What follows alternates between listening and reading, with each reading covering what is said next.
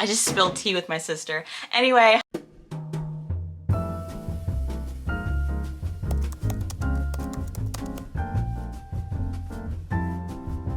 Hey, this is in every book I read in February.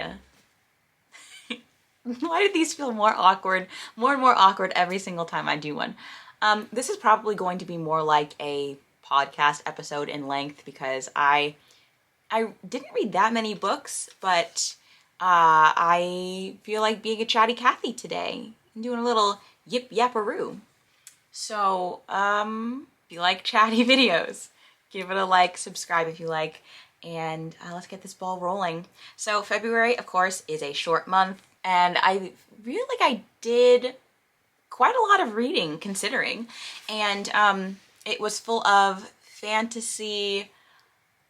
What was it full of? Fantasy. I think it was a fantasy month, honestly. And there were a lot of surprises to me. Oh, there was a thriller.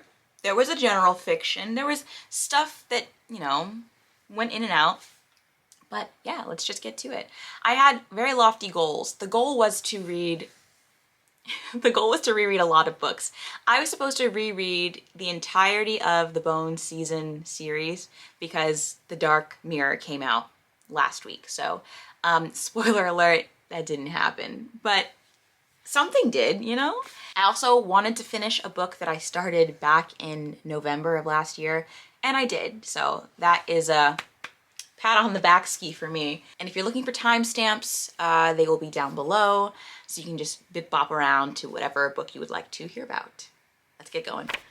The first book that I technically read in February, even though I started it in January, I'm pretty lax about when I put books into which months because in general, it just matters that I read them in the year. And it was Clockwork Princess by Miss Cassandra Clare. And this is the third book in a trilogy, The Infernal Devices.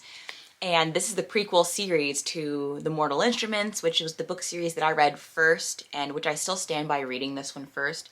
I would not start with The Infernal Devices unless you just like Victorian set novels and you don't care about the integrity of reading a series the way it should be read. That's just my opinion. I think you really should just read it like in publication order.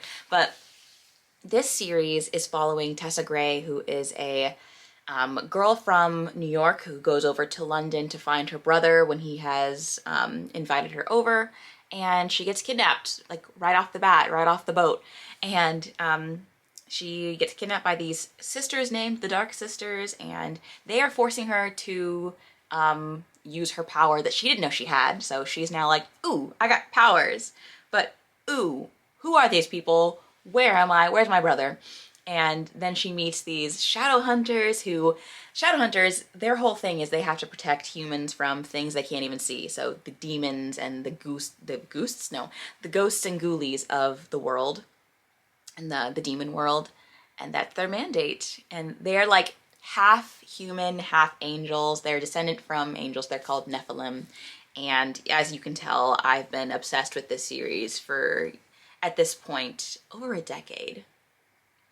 And I originally hated this trilogy, but then I became an adult and I was like, wait, I love the subtlety, the nuance. And that's it. There's a lot of the establishing of the Shadowhunter families. So if you did read The Mortal Instruments, you'll love seeing like where it all began, and you'll see different links from that series into this one, or from this series into that one, I should say. And there is a love triangle, that's no secret, and I love all of it. I love both of the love interests. I love Tessa Gray, and it's just like this book. I did a video where I read this one. I will link it right there. And I full on cried reading the last bit of this because the epilogue is just, it's heart-touching. Heart-touching? No. Heart-rending. It's just touching. It's just a great story, and it's fantastical and romantical. I know it's not a word, but I just loved it. The writing style is amazing because Cassandra Clare is funny. She is. and Will Herondale. I didn't talk about the guys. Will Herondale and James Carstairs, they are, you know what, if I was into polygamy, but the opposite way, because usually it's a guy with lots of girls, it'd be girl with lots of guys, but that seems a little weird now that I think about it. But if I were into it, they would be part of my harem. And that is all I will say about this book. It's great. Please read the trilogy. Please do it. And now I want to continue. Now I just want to just keep reading in the series. But I have other books to read. Anyway, reread, 5 stars, loved it. The next book that I read was also a reread, and it was one of the books on my TBR for this past month, The Bones Season by Samantha Shannon. This is a dystopian fantasy. This book, I'm not gonna lie, is very difficult to sum up because it's a lot of things and it's very weird and I don't know what is a spoiler and what's not a spoiler. So what I will say is that it's about Paige Mahoney, who is a girl living in London, but she is an immigrant from Ireland, and they're living in the time of 2056, maybe? Let me check that. 2059. And in this time period and in this world, there are these things called clairvoyants, and the clairvoyants are persona non grata in this world. You do not want to be one because the amorotics, which are the people without clairvoyancy, they think that the clairvoyants are basically mutants, and they're like, we don't want you here. They are hunted, they are thrown in jail, and but clairvoyancy has a lot of different like tiers to it, and that in itself is very interesting and a little confusing to get into with this book, but there are different tiers to the clairvoyancy cake, and Paige is near the top. She's a dream walker, so she can go into people's dreamscapes and kind of mess them up a little bit.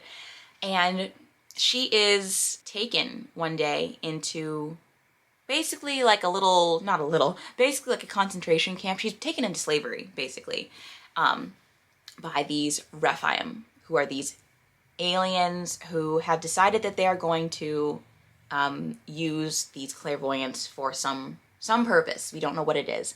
And so Paige, we don't really get to see very much of her in her element of like her gang of clairvoyants, because she's in a gang. She's the Demolisher.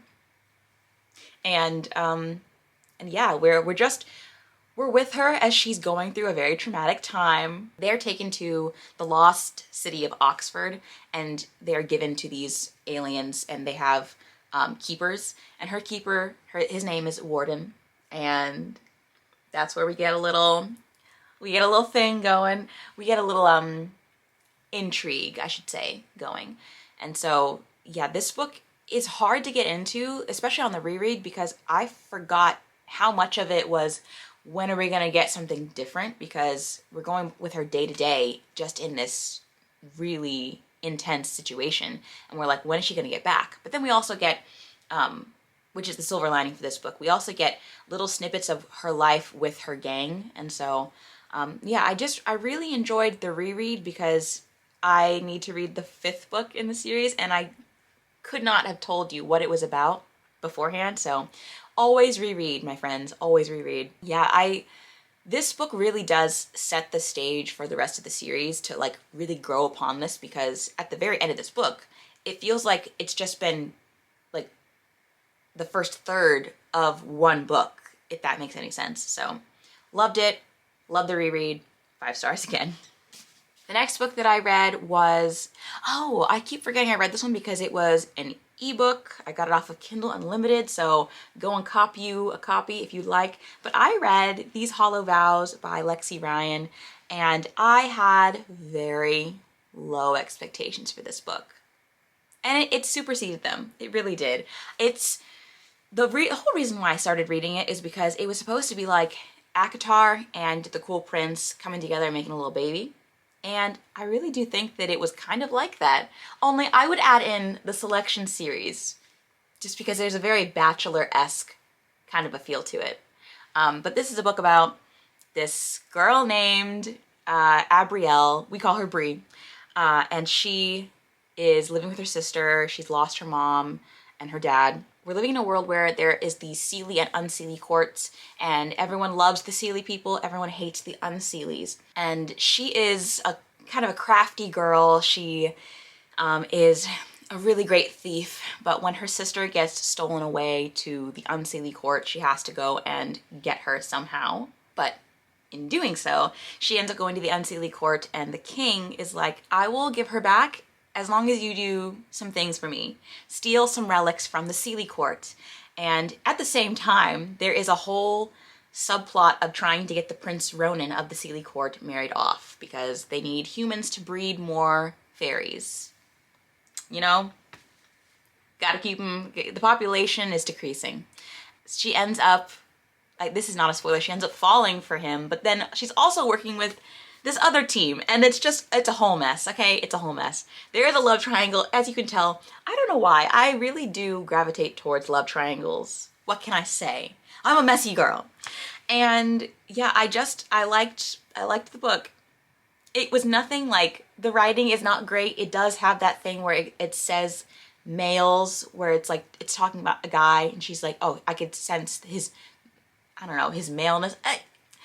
The writing, there are some things to be said, but it was an entertaining story, and my heart was flip-flopped around during the very end, so that's all I will say about this book. I think it's an entertaining book. I do. And I do think that it's one of the better romanticities that I've read, so yeah, I would pick it up. I would read it again. I would buy it. I do need to read the sequel because it is a duology. And after the way it ended, I do think I need to read the next one. So if you would like me to do another I read this book so you don't have to type of video, go ahead and comment down below, like the video, and I will, because it was I had fun filming that video and I had fun reading it. So anyway, the next book that we read was, oh, and I gave that book 4 stars because it was pretty good. The next book I read was The Wedding People by Alison Espach, and I hated this book because, I'll tell you why. I give it 2 stars. This book is a fiction, like a general fiction book, and it's about this woman named Phoebe who is going through some things and ends up going to the Cornwall Inn without her husband. And while she's there, she's dressed up in a green dress. She's feeling herself a little bit, and these like gold heels, and she ends up being mistaken for being in the wedding party because the bride has rented out this whole inn for her wedding week. Yes, a wedding week. Because people, honestly, if you have a wedding week, I'm not directly adding you, but I could never. Because a wedding should be a day. It really should. A wedding it's a day. Anyway, I digress. She ends up being mistaken for being part of the wedding party, and the bride is kind of mad when she finds out she's not part of it because Phoebe has a plan, and that plan could ruin the bride's time. It could. And yeah, someone said this was like a Hallmark movie, and I agree, but it's like a bad Hallmark movie. I didn't enjoy the way it was written. The plot is predictable. It's predictable. And I guess the main thing I didn't like about it was that it felt icky, the stuff we were talking about, because I guess this is a spoiler, so I won't say what it is, but Phoebe's whole plan, I just felt weird reading about the way things happened with that plan. And the writing style is very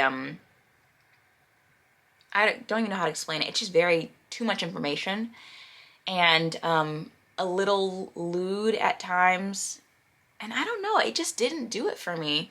And then I guess I didn't like it because it was part of a series that I did, or part of a video I did last month where I read the best books of 2024 for the Goodreads Choice Awards. And this was one of them, and I just did not see the hype. It did not live up to it. And that was the other thing. I just really hated all of the characters. There was nothing redeemable about any of them, because I know that characters shouldn't be perfect. They're humans. Humans are not perfect. But these ones just seemed like they had nothing going for them to endear them to me. And yeah, that's why I didn't like it. So, not a fan. A book I was a fan of, though, was A Clash of Kings. A Clash of Kings by George R.R. Martin. This is book 2 in the in the A Song of Ice and Fire series, of which I know it's not finished, so why am I reading them? Because you people keep telling me to. You keep saying, when are you going to read the next book? When are you going to read the next book? And I guess I have to keep going. And also, people say that A Storm of Swords is like the best one in the series and is still, to this day, on people's best books of their lives list. So I felt like I had to. As you can tell, tabbed things up. Tab Nation. It was great. This is about a... Does anyone not know what this is about? This is about a world in which there is a fight for the throne of the Seven Kingdoms. And everybody wants to sit on the Iron Throne, and everyone thinks they have a claim to it, and we're all just bickering like little babies about it. And there's deceit, there's incest, there's trickery, there's fighting, love, war. I'm pretty sure that was very redundant, but I really love one character in particular, and his name is Tyrion Lannister. I'm a Tyrion Lannister fan girl, I swear. There were more plot points that were introduced in this novel. There were more moments where I feared for people's lives, and I just really like this fantasy. And someone asked why it had taken me so long, or why I was so intimidated to read this book series, and it was basically just because it seems very much so like a bros fantasy, you know? It doesn't seem very girly, and it's not girly, and it also seems like it's just very gratuitous with the sex and the killing, and honestly, it's not that bad, like, in the way of that there's too much sex in it. I don't think that that's the case, because there are some scenes that fade to black, it's descriptive, but not more descriptive than like a traditionally published romance nowadays. It's not much more than that, honestly. If you don't like reading about incest, maybe don't read this series, but we all know that it happens in this book series, in this world. So I loved how it expanded upon the magic, and I still want to know more about like this whole White Walker thing, but we'll get to it. We'll get to it. I hope. I really do hope. And yeah, dragons and magic and fantasy. Love. Really enjoyed it. 4 stars, 4 stars. Okay, the next book that I got to, which will take a little dip in the mood of the books, you know, was The God of the Woods by Liz Moore. Again, one of the best books of 2024. And I don't think it deserved to be. This was in the mystery thriller category, and this itself is like a literary thriller, which, if you can tell me what that is, be my guest. I have no idea what the distinction is between literary and just thriller. I don't know.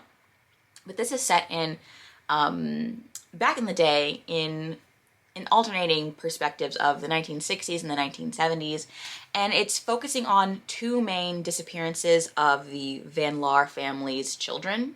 So we had, in the 70s, 75 I believe, Barbara Van Laar goes missing from this Camp Emerson, which is owned by the Van Laar family, and years prior, 14 years ago to be exact, her brother, Bear, was disappeared, and we don't know what happened to them. We want to find it out. And this book focuses on a lot of like the disparities between the privileged and the underprivileged, and the expectations on women back in the day. And I just wanted a camp story with a little disappearance. That's all I wanted. That's all I wanted. And I feel like it overcomplicated things. We had so many perspectives. This was so long. This is, I think, almost 500, if not 500 pages long. No, nearing 500. Like 450, 460. And it just was too much. I think it tried to do too many things. There were too many perspectives, like I said. We had one from a camper named Tracy, who's 13, and I just feel like we didn't need that one. And then we also had other perspectives, like people who worked for the Van Laars, people who were in the Van Laar family. And it plays with suspense a lot, and I think you can only hold me over this book and hold me in suspense for so long until I get bored, and that definitely happened here. And when we do get the answers to these two mysteries, one is like, okay, that was interesting, I guess, and the other one for me ended up being a letdown. So for all that, this book got 2 stars, and especially because it was the best book of last year, it had to get bumped down a little more because it did not deliver what it promised. All right, the next book that I read was The Favorites by Lane Fargo. And this is a, how do you classify this book? I feel like this book bends and travels through genres, honestly, because this is a book about ice skating. And not just ice skating, not figure skating, ice dancing. And now I want to be an ice dancer. I said this in my last video. I love this book, gave it 4 stars. I want to be an ice dancer now. Can I skate? No. But I would love to be. Because like ice dancing, they do like ballroom dancing on ice. Whenever I would go to a summer intensive, I'm going to be going off on a tangent. Whenever I went to a summer intensive for ballet, it was where you can go out of state for these things, but you go to a place, a ballet school, and you do ballet all day. But they also supplement your courses with different styles of dancing. And my favorite style to learn was always the ballroom classes, because I don't know, it's something about like a traditional dance with like the form and the structure, and learning something new, because I've done ballet all my life. I know that very well, but I don't know Latin or ballroom dance. So anyway, you do like rumbas and foxtrots and Viennese waltzes on ice, and I love it. It was so good. But to the plot of this. This is about 2 childhood friends named Katerina, or Kat Shaw, and Heath Rocha. Rocha? I think it's Rocha. And they grew up together, kind of bonding because they were not the wealthiest. They had circumstances that were trials for them, and Katerina is the person who loves ice dancing and has loved it since she can remember, and really has her heart set on going to the Olympics. And Heath loves her, so he will do anything to go there with her. He will do anything to be there with her. And this is following them in their journey. So it's told from Katerina's perspective, but it intersplices with an unauthorized documentary that's being done on Katerina and Heath and their romance, and all the drama that unfolds during this 10-year period, because it's the 10th anniversary of all that happened. So if you love Daisy Jones and the Six by Taylor Jenkins Reid, you'll love this, because it's the same style of like looking back on where are they, what did they do, and what do the people around them know. And it also talks about, of course, the competitive world of skating and the Olympics and everything that surrounds it, and doing a very competitive sport that's in a very wealthy area, and not having the wealth and not having the status and being a no-name and clawing your way up, and talking about women and their goals and aspirations, and like, what do these women want? Do they want to have just the career, and what are they willing to do to get it? And it parallels my life in ballet so very much. I think that's part of why I really liked it so much, is because I could see myself in Katerina, not the willing to do whatever it takes-ness of it all, but like the passion that she has for her art and the dreams she has and the aspirations. So it's very relatable to me, and I think anybody who is in an art form or sport in any capacity. And it is a love story, and it's also just very dramatic. It just is. The things that go on through this novel, you're kind of like, what? Huh? Like every time I would turn the page, it was like, what? This is happening now? How did we get here? And then we're just there and we're living in it, and it's just pure. Like, I put out a review on my Bookstagram, linked down below, basically equating this to walking down the grocery store. You get to the checkout, and there are a bunch of gossip magazines, and you pick one up and you see somebody on the cover that you know, like a star, and you're like, it says, this person caught with this, oh my gosh. And you read and you're like, oh, this is so gossipy, I love it. This is basically that. Kept me entertained, kept me reading. I could have read this in a day if I had really, committed myself to it. And yeah, if you read books like you watch TV, like if books are your TV and your entertainment, you will enjoy this book. I do think it's worth all of the, I feel like this book is hyped and is in a lot of people's videos, and I think for good reason. It's just good. It's like popcorn. So, loved. And the last book that I read this month was The Ministry of Time by Callie Bradley. Like I said before at the top of this video, I picked this one up in November, bought it because I thought it was going to be great because, I'd seen people talk about it, and of course it was the best book of 2024. So I had high hopes. And I put it down in November because it was boring me. And having read it, it still bores me. I gave this 2 stars. I gave all the books in that video 2 stars. What can you say? This is about, how do I pitch this? I feel like I've said this so many times. This is about an unnamed civil servant in the British government, a top secret sect of the government where they go to this time door and they take people from certain points in time. They call them expatriates or expats, and they assign them to a bridge member. So this unnamed civil servant is one of those bridge members, and she gets a man named Commander Graham Gore, who is from 18. Wait. I told you I'd never remember this. 1847. And they refer to these people as, as their year. So he's called 1847 a lot. And they basically just monitor them for a whole year to see, one, if they can stabilize themselves and stay in the time that they will stay in the future. And 2, if they can have them assimilate to the current world and the current climate. And yeah, we're just watching these 2 people live together. And that's why for a long time it's very boring, because you're just watching them live. And I could do that with any book. I could do that right now. I could go to Starbucks and watch people live. I don't need to read it. And this, I didn't realize this was I knew it was a sci-fi. I knew it won that category. But I did not know it was a spy novel. And then at the back of the book it says, if you're a fan of Outlander, spy novels, time travel books, or just really innovative and fun storytelling, The Ministry of Time is definitely for you. I can say that those things were false. It was not for me because the spy portion of this book, to me, doesn't get started until 180 pages in. And there are like 330 pages in this novel. So that's no bueno. Did not enjoy.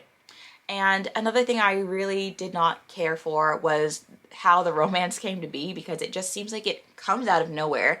And the main character is jonesing for this time traveler, but the way it was written, I just wasn't getting that, I wasn't getting the spark, And if I don't care for these characters, I won't care for their romance, and it won't work for me. And that's about it.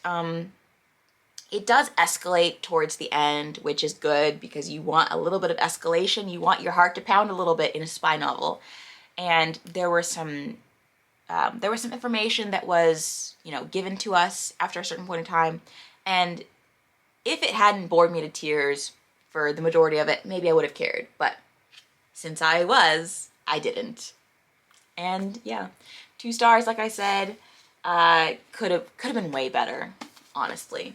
Overhyped. And those are all the books that I read this past month. If you want to know what I have on my TBR, let's talk about that, I guess, since we're doing a whole podcast episode. Still on my TBR. Oh goodness. On my TBR is technically just The Mime Order by Samantha Shannon, but realistically, all 4 of these books are on my TBR, realistically. So The Mime Order, The Song Rising, The Mask Falling, and The Dark Mirror, because I wanted to read The Dark Mirror, and I haven't read them in a while. So I was like, ooh, let me do a reread, not knowing that like I don't reread books faster than I've read them the first time. If in fact, I read them even slower somehow. So those are some books on my TBR. More books on my TBR. A Storm of Swords. But I'm at the point where I'm a little intimidated more towards this one because I feel like I'm supposed to love it, and if I don't love it, I'm gonna be mad. So yeah, the third book is on my TBR. Another book that I just like, I put on this TBR just on a whim, just because I like, why not, is The Most Fun We Ever Had by Claire Lombardo. This is a book that I bought when I bought The Ministry of Time last year, and it's supposed to be like, if you like Little Women, which I do, I love, you'll like this book. So I was like, I need. Plus, I did read the first few chapters in the bookstore when I bought it, and I was a big fan of the prose, loved it. So I do want to get to this one because I don't love having books that I buy and then, this is a very simple principle, I don't love not reading the books I buy. Enough said. And then the last two books that I want to read this month is another reread. I really want to reread The Mortal Instruments, the entire series. That's not going to happen in this month. That's too many books to read. But we can try. So I really want to pick up The City of Bones. It's, at this point, this is just my comfort read because I read the book series, and this was the first book series after childhood and like middle school years that I like glommed onto. So yeah, I really love Clarion Jace. Next question. And then the last book that I would like to get to this month, which I'm already 300 pages into, is Bleak House by Charles Dickens. And yeah, this is a book about this court case, Jarndyce and Jarndyce, and the people that are in the periphery and on the outskirts of this case and just happen to be affected by it. And a lot of mysteries like, who are the parents of this person? That's about it, honestly. I don't know too much about the court case, and I feel like I should. I feel like maybe I'm missing something, but in general, I really love this book, and all of the ways that Dickens jokes around, and I feel like if I met him, I feel like if he was still alive and I met him, he would be really sarcastic, and we would get along a lot because a lot of my humor is sarcasm. So yeah, this is a great thing to read right now, and I've been feeling detached from my goals of reading this year. So one of my goals was to read a classic or read more classics, and I haven't done that yet, and it's March, so I was like, I need to get back to my goals, you know, my determination, my drive. And yeah. Also, there's pictures in here, so that's fun. Okay, so I think that is all the stuff I wanted to talk to you guys about today in this video. So thank you for clicking on this video. Thank you for joining me in my little corner of the internet. We are, I want to say almost to 900 subscribers, but we're not. But we're almost to 900 subscribers. So subscribe to my channel if you like my vibe and my energy. And I will see you guys in the next one. Yeah, and any video you want to see on a book, let me know, and I will do that for you. So bye!